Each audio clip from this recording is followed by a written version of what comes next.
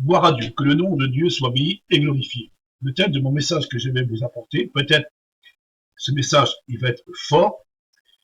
Je ne suis pas là pour plaire, mais je suis là pour dire la vérité.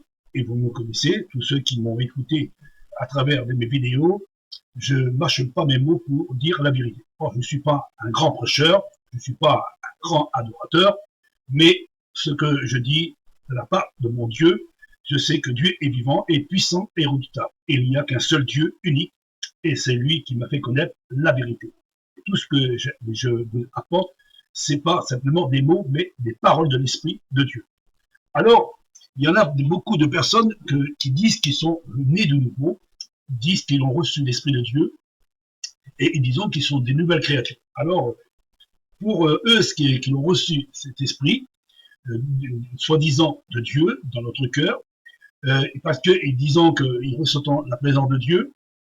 Deuxième chose, ils ont reçu le baptême du Saint-Esprit, et ils disent qu'ils ont reçu l'Esprit de vérité en eux. Et ces trois choses-là, ils disent que nous savons en qui nous avons cru et nous savons à qui nous avons mis notre confiance. Et à travers de leur vie, ils ont mis leur espérance dans un Dieu, mais lequel Dieu, en réalité, qu'ils ont mis leur espérance. Parce que quand nous examinons les Écritures, et nous examinons aussi toutes les religions de ce monde, nous voyons que, surtout dans le christianisme, il n'y a aucune religion qui sont en accord ensemble à cause justement de la parole de Dieu, soi-disant. Parce que la parole de Dieu, elle n'est pas là pour diviser, mais elle est là pour rassembler et unir les fidèles, les enfants de Dieu, et les enfants de Dieu, ils ne peuvent pas être dispersés et ils ne peuvent pas être éloignés les uns des autres. Au contraire, celui qui se rassemble se ressemble. Et celui qui ressemble à Dieu, ils seront avec Dieu. Et si moi, je vous ressemble, vous serez avec moi et moi, je serai avec vous. Mais si moi, je ne suis pas avec vous et vous n'êtes pas avec moi, parce qu'il y a un désaccord. Et pourquoi y a-t-il un désaccord? Pourtant, qu'on dise que nous sommes enfants de Dieu, et que nous sommes nés de nouveau, nous avons passé des ténèbres à la lumière, du péché à la sainteté, de la mort à la vie, et que nous avons reçu l'Esprit de Dieu, et nous avons reçu le baptême du Saint-Esprit, parce que nous parlons en langue, et on voit des miracles et des guérisons autour de nous, et on dit que c'est l'assemblée que nous sommes, c'est l'assemblée de Dieu, et Dieu est au milieu d'eux. Alors, ce que je vais vous montrer, cette révélation, c'est que dans les églises, soi-disant, qui ont l'Esprit de Dieu, surtout le prédicateur, qui prêche qu'il a reçu un ministère de Dieu, et le ministère qu'il a reçu de Dieu, il dit que c'est l'Esprit de Dieu qui est en lui, et c'est Dieu, il a donné ce ministère pour le proclamer et pour l'annoncer aux fidèles, ceux qui sont dans l'assemblée, et il doit prêcher la vérité. Ah, il doit prêcher, soi-disant, la vérité. Mais quelle vérité qu'il faut annoncer? Parce que quand nous examinons les Écritures et qu'on regarde le fond réel des Écritures, on doit connaître l'Esprit de Dieu. Parce que c'est l'Esprit de Dieu le plus important, pas les Écritures. C'est l'Esprit de Dieu. C'est l'Esprit de Dieu qui convainc de justice, du jugement et de péché et qui nous donne l'accès à connaître le sens réel du chemin de Dieu. C'est l'Esprit qui nous conduit. Et si nous n'avons pas l'Esprit de Dieu, nous ne pouvons pas être conduits. Mais on peut être conduit par la religion et non par l'Esprit de Dieu. Moi, je préfère être conduit par l'Esprit de Dieu et non conduit par la religion. Parce que la religion, elle nous donne des accès qui n'est pas à la gloire de Dieu. Alors, les gens qui sont nés de nouveau, soi-disant, surtout le prédicateur qui prêche, qui dit qu'il est né de nouveau, alors si ce prédicateur, toi qui m'écoutes, ou vous qui m'écoutez, ou vous chrétiens qui écoutez ce message, il faut avoir dans la vie du prédicateur. Déjà, il doit avoir, première chose, il doit avoir de la sainteté. Il doit être saint, juste, droit, intègre, sans défaut, sans tache, sans ride, un bon foyer, propre, et ses enfants propres aussi, autour de lui. Et si il est tout cela, ce serviteur, dans l'intégrité, dans l'amour, dans la beauté, dans la dignité, dans la douceur et dans l'Esprit de Dieu, qui a reçu en lui. Et s'il a reçu les attributs de Dieu, il est inébranchable, inébranlable, sans défaut, sans tâche, comme la Bible nous dit que quand Christ reviendra, au jour de son avènement, il faut que nous soyons inébranchables, inébranlable au jour d'un avènement, et que nous soyons purifiés de tout le mal qui est en nous, enfin que nous soyons des nouvelles créatures. En principe, le serviteur doit être une nouvelle créature, toutes les choses anciennes sont passées et toutes choses sont devenues nouvelles. Mais comment ça se fait que certains prédicateurs, ils vivent encore dans la débauche, dans la corruption, dans le péché, dans la haine, n'ont pas d'amour, n'ont pas de réconciliation, et j'en passe. Ainsi que aussi certains des chrétiens aussi. Parce que quand le serviteur, s'il marche mal, les chrétiens aussi marchent mal. Et on dit bien, dis-moi ce que tu fréquentes ton église, et je dirai qui est ton prédicateur. Ou soit je dirai au prédicateur, si tu marches comme ça, je dirai comment elle est ton église. C'est la façon de faire qu'on reconnaît à l'arbre à son fruit. Et un chrétien, ou un enfant de Dieu, ou un prédicateur, il doit être irréprochable, inébranlable, sans défaut. Et surtout, vivre dans la vérité. Alors, le prédicateur, il a reçu en lui, comme le chrétien. Parce que je mets les deux en même temps dans la même position. Et vous examinerez autour de vous pour voir si vous êtes vraiment des enfants de Dieu et que vos prédicateurs est-ils vraiment des messagers de Dieu, selon ce qui est écrit dans la Bible. Parce que déjà, il faut sonder les Écritures et connaître le sens réel des Écritures. Alors, il y a un verset dans la Bible qui nous dit que celui qui est né de nouveau, les choses anciennes sont passées et toutes choses sont devenues nouvelles. Alors, si autrefois on était des pécheurs, autrefois on avait de la haine, la rancune, la méchanceté, et qu'on vivait dans le péché, dans la corruption, dans les ténèbres, on était liés dans des chaînes, dans une prison, et un jour, Dieu nous vient, à travers l'amour de Christ, que Christ a apporté le message, il nous a fait passer des ténèbres à la lumière, et nous sommes des nouvelles créatures. Si nous sommes des nouvelles créatures, nous devons, si toi, chrétien ou serviteur, ou tout l'ensemble de l'Assemblée, si nous sommes des créatures nouvelles, nous devons avoir de l'amour les uns et pour les autres. Et c'est pas cela, c'est pas comme ça se passe justement dans vos églises et parmi vous. C'est pour cela que la Bible dit que chacun de nous rendra des comptes de ce que nous aurons fait sur cette terre. Alors, toi que tu dis que tu as reçu l'Esprit de Dieu, tu es né de nouveau, tu parles en langue, tu prophétises, tu poses les mains aux malades et les malades sont guéris, soi-disant, et tout ça est parce que tu as l'Esprit de Dieu en toi. Mais quand nous examinons les Écritures, ce que tu as reçu toi, mais aussi il y a d'autres églises aussi qui ont reçu comme toi. Et tu n'es pas le seul église qui a reçu cela. Alors, je vais vous donner quelques exemples d'églises qui ont reçu tout cela. Le baptême du Saint-Esprit, parler en langue, prophétiser, miracle, guérison, et d'être né de nouveau, et de prêcher l'évangile. Alors, tous ces églises, protestants, évangélistes, baptistes, pentecôtistes, catholiques, et tous du christianisme ont reçu cela. Mais est-il en réalité toutes ces églises qui ont toutes sortes de titres, qui sont divisées les uns contre les autres, et en réalité, ils ne sont pas en accord ensemble. Et pourtant, ils ont reçu l'Esprit de Dieu en eux, soi-disant ce qui est écrit dans la Bible. Parce que si tu as reçu le parler en langue, comment ça se fait que le parler en langue, ils l'ont aussi les catholiques, les protestants, les évangélistes, les baptistes, les pentecôtistes, et ils sont divisés contre vous, vous n'êtes pas en accord, et pourtant, eux aussi, ils ont reçu le baptême de Saint-Esprit. Alors, comment ça se fait que Dieu donne son esprit à n'importe qui? C'est la première chose. Parler en langue. Et parler en langue, c'est quoi? Parler en langue, c'est parler en langue selon ce qui est écrit dans la Bible. Mais ce qui est écrit dans les Actes des Apôtres, parler en langue, c'est une expression. Ça veut dire que c'est un langage qu'on peut parler soit en américain, en anglais, en chinois, en japonais, en français, en toutes sortes de langues. Il y a 1600 langues. On peut parler toutes les langues du monde à travers notre bouche et on peut les exprimer. Mais pas certains églises, quand vous entendez parler en langue, soi-disant qui disent que c'est l'Esprit de Dieu qui parle en langue, et quand vous les entendez, ça parle simplement des bris sonores, et en réalité, c'est pas un langage, c'est pas une expression. Vous regarderez ça dans vos églises, et vous verrez des cris, des choses que vous demandez, en réalité, comment ça se fait que lui, là-bas, il parle en langue, et je n'ai vu même un serviteur, quand il disait qu'il parlait en langue, il disait Alléluia, Alonai, Golonai, et il disait qu'il parlait en langue, il disait Golonai, et en réalité, il disait bonsoir, bonne nuit à Jésus. Il disait bonne nuit à Jésus.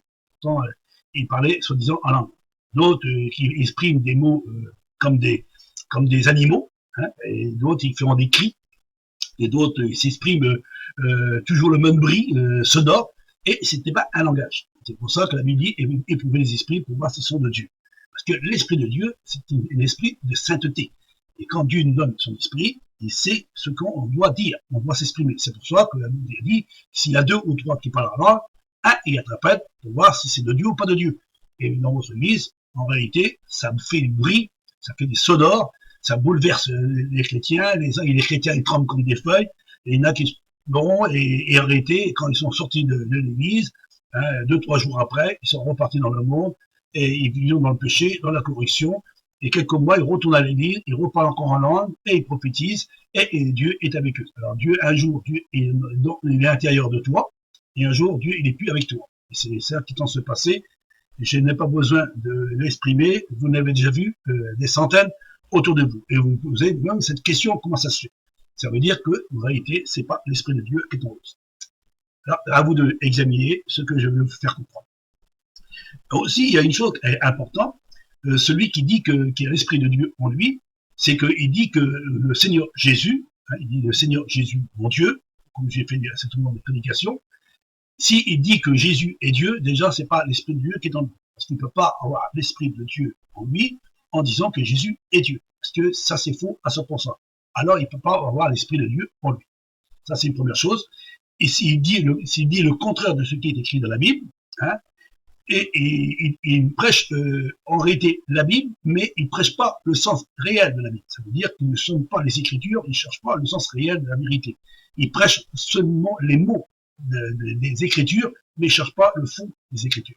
C'est pour ça que dit le roi David, il dit, je lui dis ta parole jour et nuit, de pécher contre elle. Et Christ dira, surtout, méfiez-vous, il s'élèvera des faux Christ et des faux prophètes, qui feront des miracles et des prodiges, des choses extraordinaires, et ils diront, le Christ est ici, le Christ est là, ça veut dire l'Esprit de Dieu est ici, l'Esprit de Dieu est là, et c'est Dieu qui est au milieu de vous, et méfiez-vous de ces esprits-là, parce qu'ils essaient de vous séduire et de vous détourner du sens réel du véritable Dieu vivant. Parce qu'il n'y a qu'un Dieu unique, c'est le seul, il n'y a pas deux dieux qui sauvent, il n'y a pas 3 dieux qui sauvent, il n'y a qu'un seul Dieu, il est unique, il est à l'infini de l'infini, personne n'a pu le voir, personne n'a pu le contempler, personne n'a entendu sa voix, si c'est celui qui est venu dans le monde pour proclamer l'évangile de Dieu. Et le Christ est venu pour apporter le véritable message de Dieu.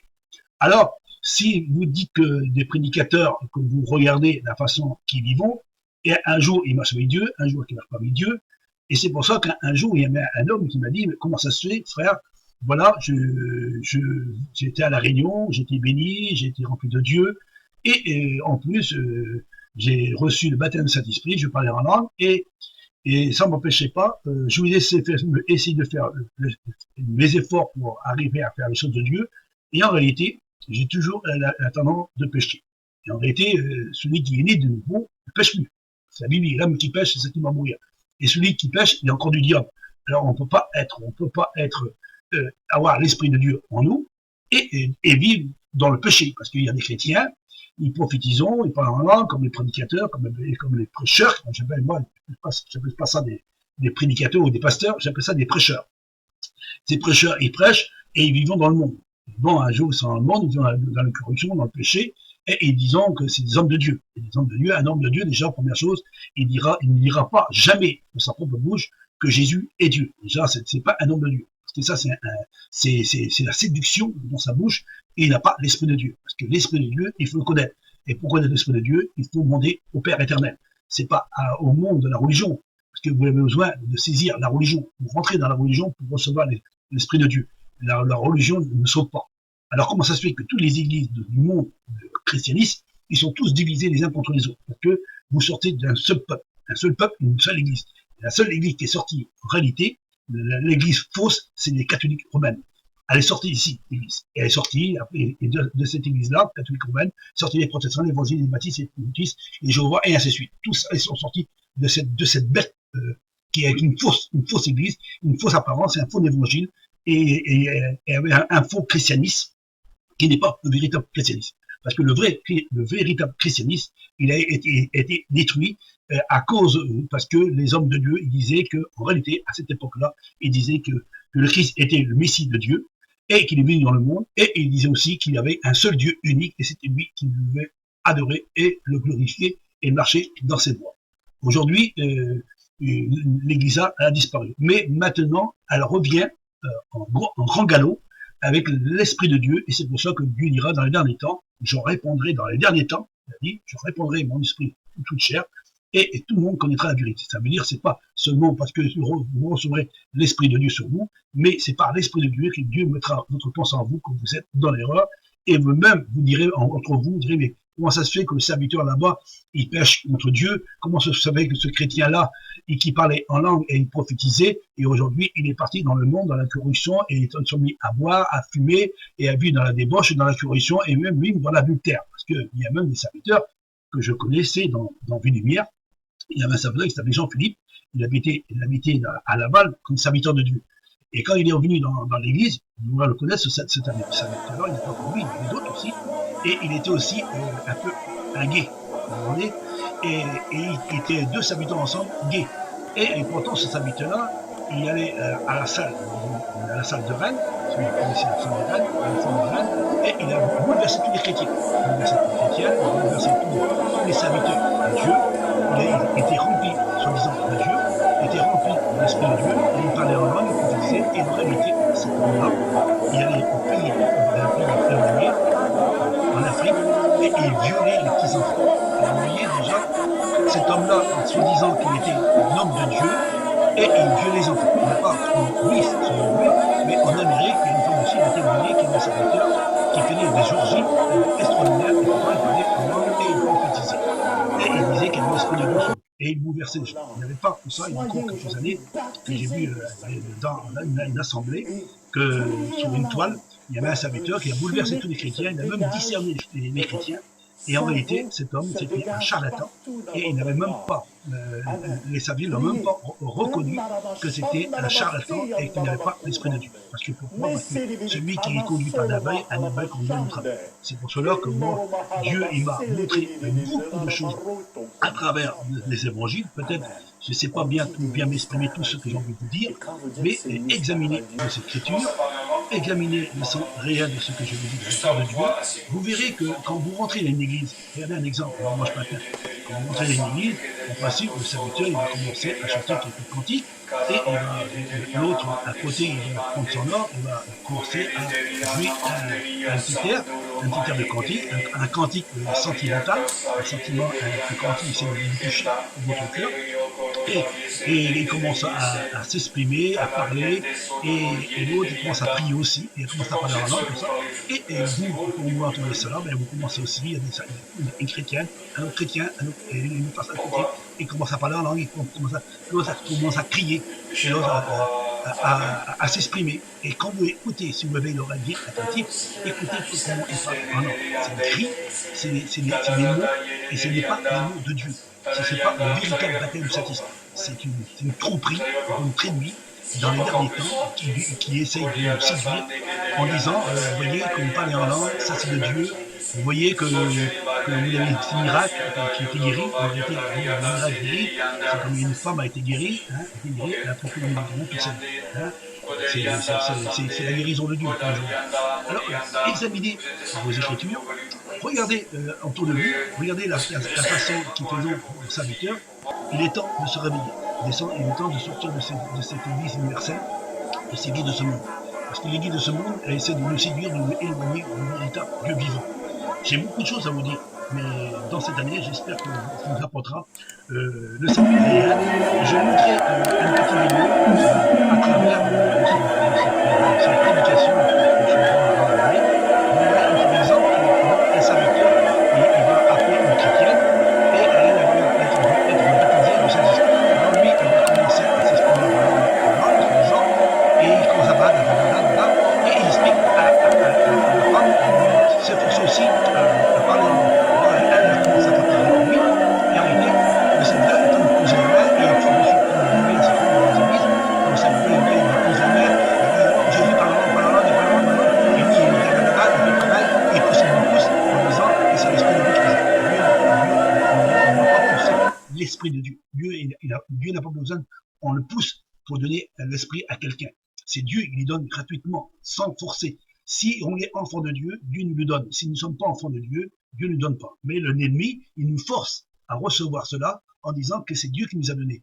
Et quand on l'a reçu ce baptême, on croit que c'est bien de Dieu. Et en réalité, quand on regarde notre vie, mais comment ça se fait que je retourne dans le monde, je reviens à la Réunion, je repars là, je retourne dans le monde, et ainsi de suite. Vous l'avez remarqué cela dans votre vie personnelle déjà, dans votre vie personnelle. Vous reconnaissez qu'il y a quelque chose qui tombe par rond. Il y a un serviteur, un ami, qui m'a expliqué ça, il dit comment ça se fait que j'ai reçu cela et que j'avais pas la force de faire. Et Dieu m'a montré que j'étais dans l'erreur. Vous êtes dans l'erreur, malheureusement, vous ne croirez pas à ce que je vous dis.